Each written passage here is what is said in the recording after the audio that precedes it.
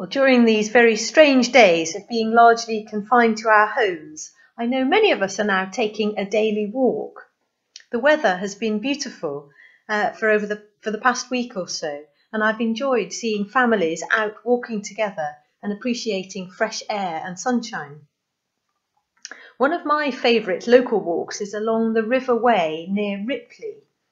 We often start from Ripley's large village green and head for Walsham Weir, which is an impressive sight after it's rained. On the way, you pass a summer house with a plaque commemorating John Donne's time in Perford. The summer house is really just a glorified shed, and it always makes me smile that John Donne, who famously wrote "No man is an island complete in himself," obviously also enjoyed hiding away in his manshed. Well, those of you who follow the Anglican cycle of prayer will know that last Tuesday we celebrated the life of John Donne, and his words seem particularly poignant at a time when many of us will be feeling a sense of isolation, being on an island on our own, and a sense of incompleteness without family and friends close at hand. Over the past week or so, I've spoken to quite a few of you from All Saints, either by phone or via one of the online platforms that we're quickly becoming familiar with, WhatsApp, Skype, and now Zoom. And what I'm finding is that people are proving to be courageous and resilient.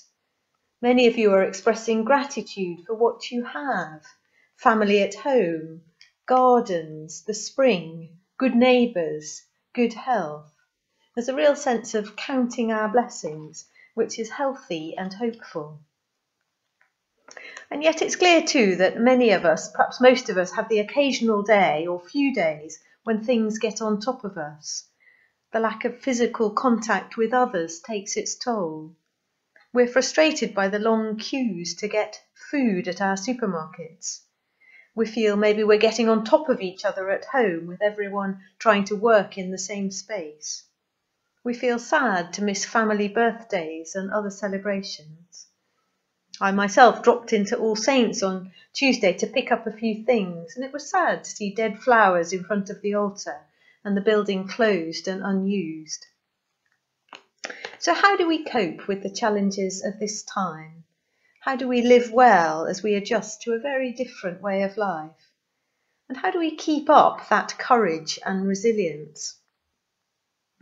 Well, I think gratitude, counting our blessings, thankfulness for what we have is really important. St. Paul writes, "Give thanks in all circumstances, for this is God's will for you in Christ Jesus."